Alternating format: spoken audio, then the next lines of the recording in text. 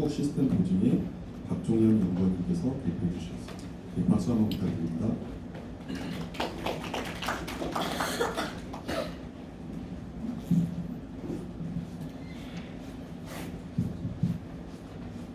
네, 안녕하세요. 한국시스템 보증의 박종현입니다. 네, 저는 KCMVP 관점의 안전한 암호 모델 구현 방안을 주제로 가지고 왔고요. 시간 관계상 빠르게 설명드리도록 하겠습니다. 네, 발표 순서로는 이제 이 검증지들에 대해서 좀 설명을 드릴 거고요. 그리고 이 안전한 암호 모델 구현 방안에 대해서 설명을 드릴 건데 KCMVP 관점에서 좀 설명을 드리도록 하겠습니다. 그리고 마지막에는 KCMVP 관련된 최신 동향을 소개해드리고 마무리하도록 하겠습니다. 네, 일단은 이 암호 모델 검증 제도 자체를 좀 자세히 좀 관심 있게 공부를 하고 싶다 하시는 분들은 일단은 국가사이버안보센터 홈페이지를 통해서 더 추가적으로 더 법적 제도의 법적 근거나 이런 것들을 확인하실 수 있기 때문에 참조해 주시면 좋을 것 같습니다.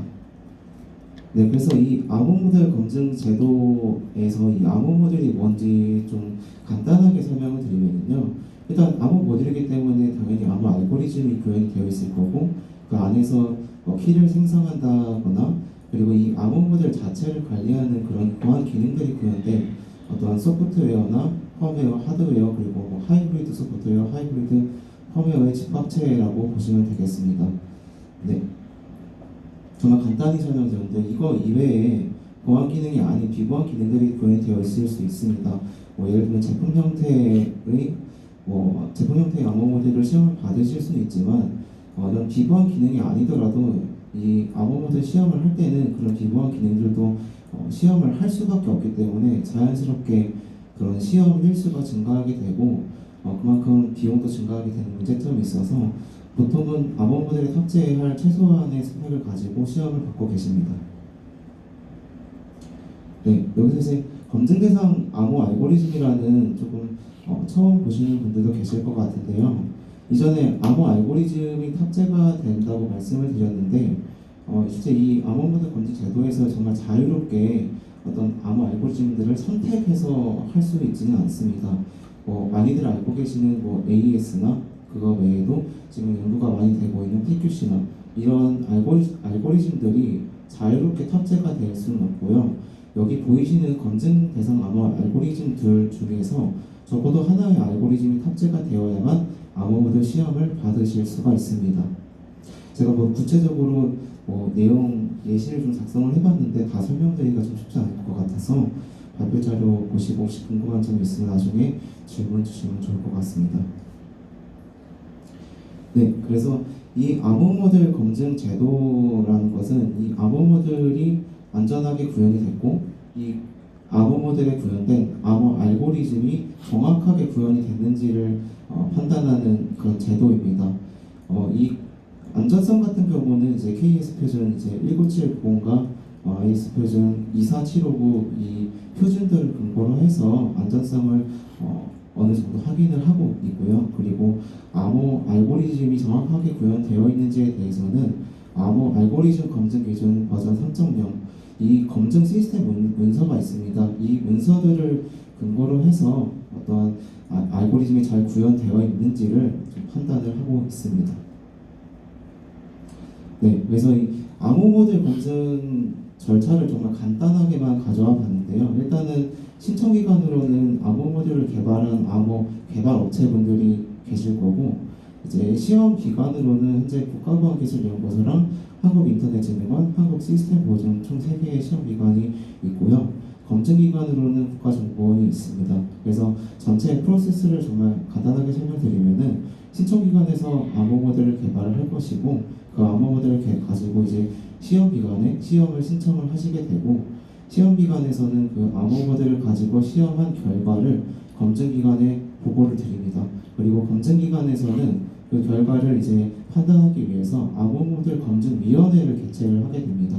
그래서 그 위원회에서 그 암호 모델을 시험한 결과를 보시고 성공인지 실패인지를 보시고 만약에 결과가 잘 나왔다 판단이 되시면은 최종적으로 검증 필 암호 모델 목록에 공개가 되게 됩니다. 그래서 이 일련의 과정을 다 지나가야만 이제 검증필 암호모델 등급이 올라가게 되는데요. 이게 이제 이 시험을 한 번이라도 해보신 벤더분들께서는 이 시험이 좀 어느 정도 오래 걸린다라는 이미지가 있습니다. 실제로 좀 아무래도 이 시험 자체를 소스 코드 단위로 시험을 하다 보니까 좀 오래 걸리는 부분이 있습니다. 그래서 어느 정도 적체가 되는 부분도 있었고, 그래서 현재는 저희가 한국 시스템 보증 좀 나름 자랑이 될 수 있긴 하지만 이번 연도 1월에 이제 민간 1호로 암호모델 시험 기간이 확대가 됐고, 현재로서는 지금 한 군데가 이제 민간으로 시험까지 지정이 됐고요. 점차 민간으로 더 확대가 될 예정입니다. 그래서 기존에 있던 시험기관 국가과학기술연구소 한국인터넷진흥원 이외에도 시험기관이 늘어나고 있다고 보시면 될 것 같습니다. 네, 다시 돌아와서 이제 이 제도가 왜 필요한가를 생각을 해보았을 때 일단 두 가지가 있습니다. 첫 번째로는 국가 공공기관 도입 기준에 의해서 이 제도 자체에서 이 검증필 암호 모듈을 필수로 탑재해야 하는 그런 제품군들이 따로 있습니다. 그래서 여기 지금 나와 있는 양자키 관리 장비나 그리고 뭐 SSO 그리고 VPN 같은 그런 제품군들 안에서는 국가 공공기관에 도입하기 위해서는 반드시 검증필 암호 모듈을 탑재를 해주셔야 됩니다. 이거 이외에도 이건 당연한 내용이지만은 안전성과 구현 적합성을 검증하는데 큰 의미가 있습니다.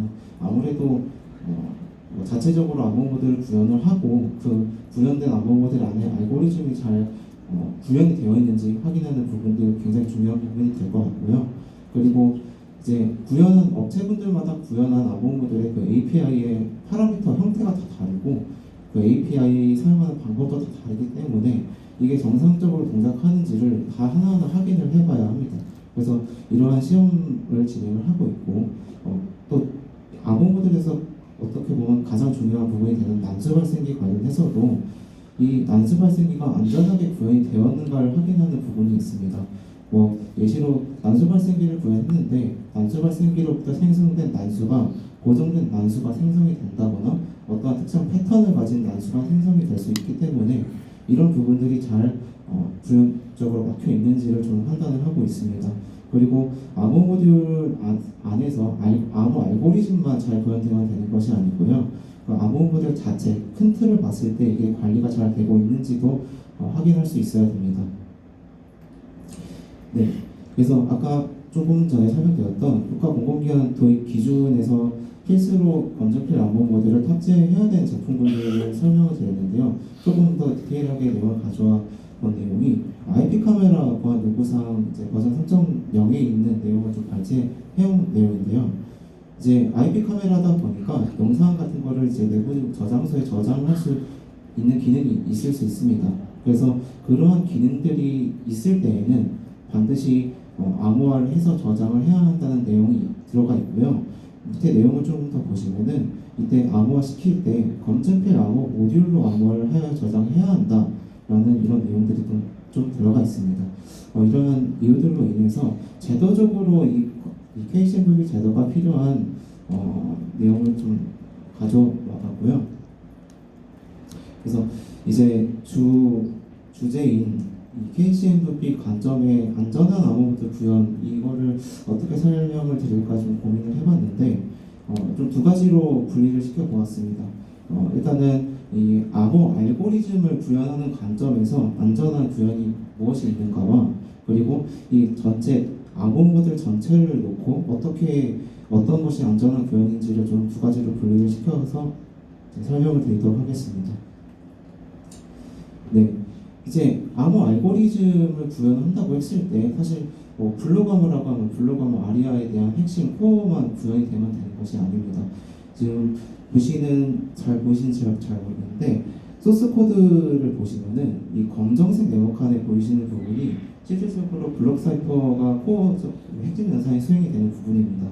이 코어가 수행이 되기 이전의 부분을 보시게 되면은 어떠한 파라미터, 이 API에 들어온 파라미터에 들어온 값들이 정상적으로 들어왔는지를 확인하는 부분들이 구현이 되어 있어야 합니다. 근데 이러한 구현이 어떤 알고리즘마다 어떤 걸 확인해야 되는지도 다르고요. 여기는 뭐 키랑 IV랑 뭐 평문, 암호문이 지금 룰로 들어가는 체크하는 부분들이 구현이 예시로 들어와 있는데 어떤 부분에서는 평문이 룰로 들어와도 되는 경우가 있습니다. 그래서 그런 거를 하나하나 다 확인을 해서 구현을 해 주셔야 되고요. 그리고 암호 알고리즘마다 이 암호학적 특징으로 인해서 좀 더 확인을 해야 되는 그런 부분들이 있습니다. 예시로 이제 블록 사이퍼의 이제 CBC 운영 모드 같은 경우는 이제 복구화 시에 들어오는 암호문의 길이가 이때 사용된 블록 사이퍼의 블록 크기의 배수만큼 반드시 들어와야 합니다. 근데 그렇게 안 들어왔을 때 이거를 막을 수 있느냐, 이걸 막을 수 있는 기능이 구현이 되어 있느냐 이런 것도 다 확인을 하고 있습니다. 이건 하나의 예시로 가져온 거고요. 이거 이외에도 굉장히 많은 제약 사항들이 있습니다. 네. 그리고 두 번째는 이제 난수 발생기 관련된 걸 좀 가져왔는데요. 이제 난수 발생기라고 해서 결정론적 난수 발생기 같은 경우는 뭐 많이들 알고 계시는 CTR DRBG나 해시 DRBG나 HMAC DRBG 같은 그런 알고리즘들이 있습니다. 결국에는 그런 알고리즘들 같은 경우는 정해진 로직 하에 동작을 하게 되는데요.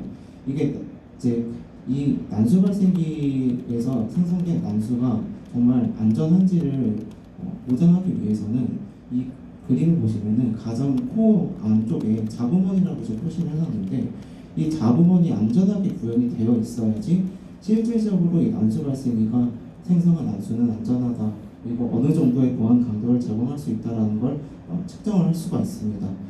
좀 그림을 큰 틀을 가져와 봤는데 결정론적 난수 발생기가 아까 말씀드렸던 대로 CTR DRBG라고 예시를 들면은 이 CTR DRBG 안에 어떠한 그 로직상 이미 정해져 있는 로직인데요.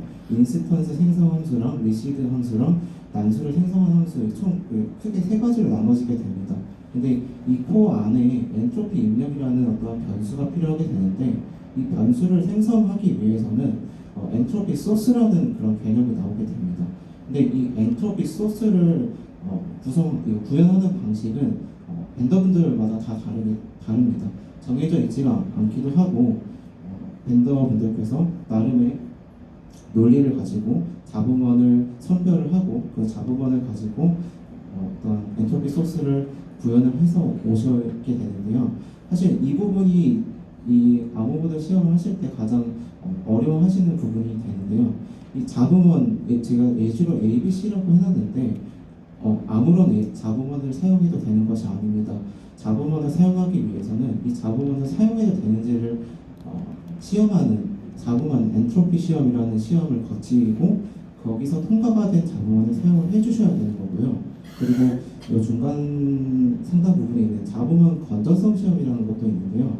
이거는 암호 모듈을 구현하실 때 잡음원이 생성이 되고 잡음원이 안전하게 생성됐는지를 또 확인하는 잡음원 건전성 시험이라는 게 있습니다.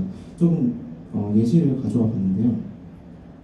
잡음원 건전성 시험 안에는 RCT, APT라는 그 반복 횟수 시험과 적응성 비율 시험 크게 두 가지로 나눠지게 됩니다. 그래서 반복 횟수 시험 같은 경우는 그림을 보시면 아시겠지만 어떠한 잡음원들이 연속적으로 같은 값이 나왔을 때, 근데 그 연속적인 값이 어떠한 연속적으로 동일한 값이 나오면 아무래도 난수가 좀 취약하다고 판단할 수 있는 부분이 있잖아요. 그렇기 때문에 이 잡음원은 한자 보장이 낮다라는 걸 판단할 수 있는 시험이 될 수 있고요.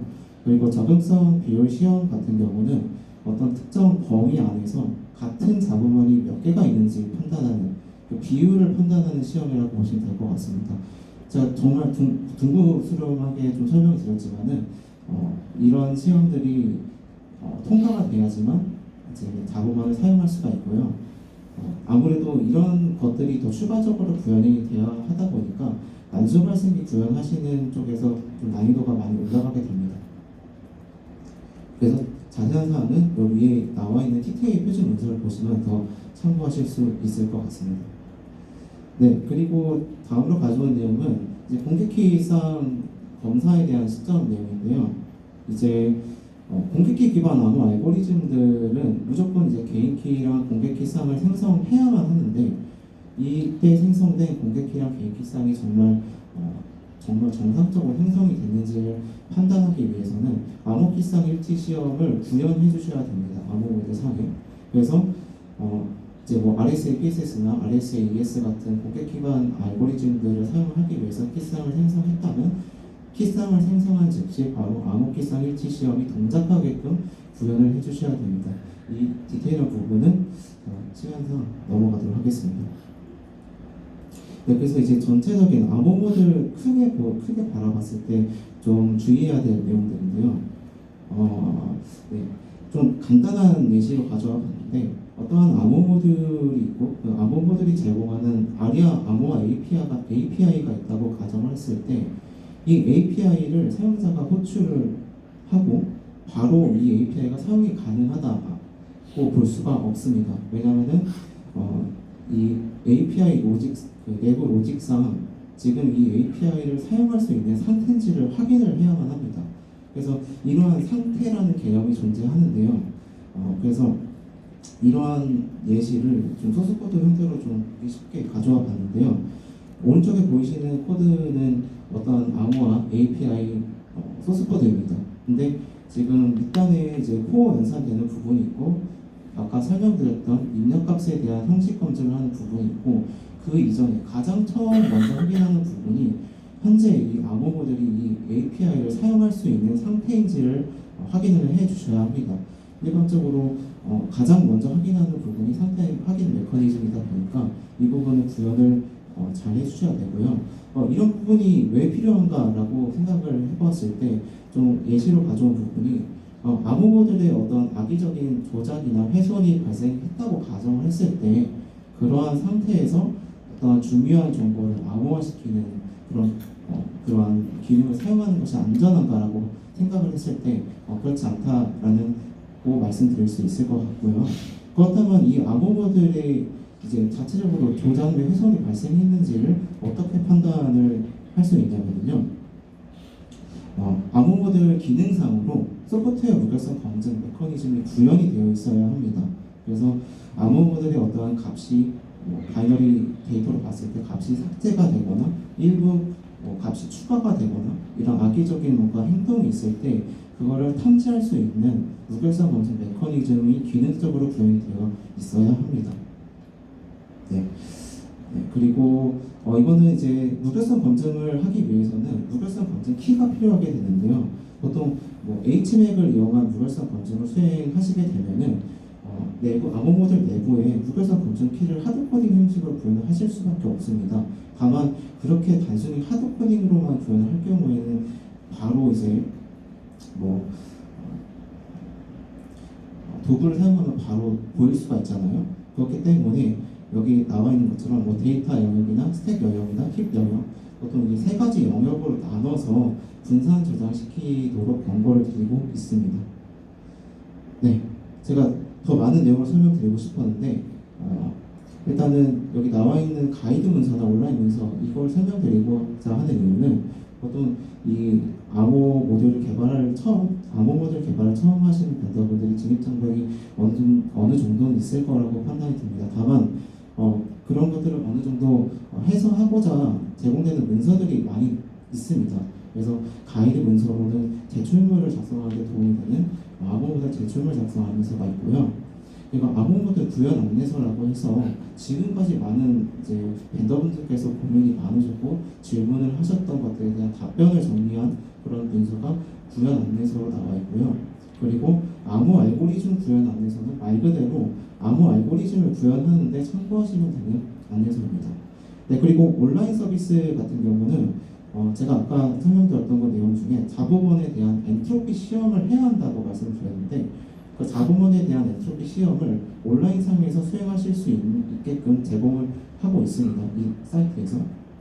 그리고 암호 모듈이 이제 구현이 되고 암호 알고리즘이 구현이 되어 있는데 이 구현이 잘 되었는지 확인하는 그 암호 알고리즘 구현 적합성 검증 CAVP라고 하는데 이 CAVP를 이 서비스 온라인 서비스상에서 수행을 하실 수 있습니다. 네, 빠르게 설명드릴게요. 네, KCMPP 관련 최신 동향을 두 가지 정도 가져와 봤는데요. 내년 1월 기준으로 보안 강도가 상향이 되게 됩니다. 지금 현재는 112비트 보안 강도를 지원하면 되는데요.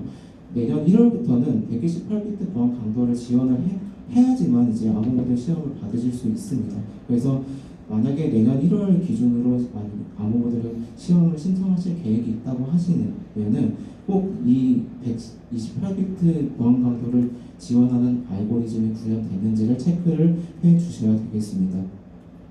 그리고 자바로 개발한 암호 모델 관련된 사항인데요. 보통 자바로 개발을 하시게 되면은 자바가 동작하는 JRE 버전과 그리고 동작하는 비트 그리고 그 JRE가 동작하는 OS까지 다 구분을 하나하나 다 했었는데요. 이 암호 모듈 자체가 OS랑 독립이라고 판단이 되는 근거가 있다면은 현재로서는 그 OS까지 분리시키지는 않겠다라는 내용이 최신 동향으로 나와 있습니다. 네. 이 관련해서 더 궁금하신 게 있으면은 제 메일로 질문 주시면 답변드리도록 하겠습니다.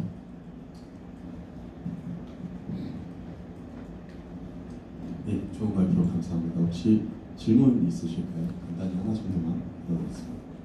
그 아까 자바가 아니라 자바스크립트로 구현을 하면 검증받을 수 있나요?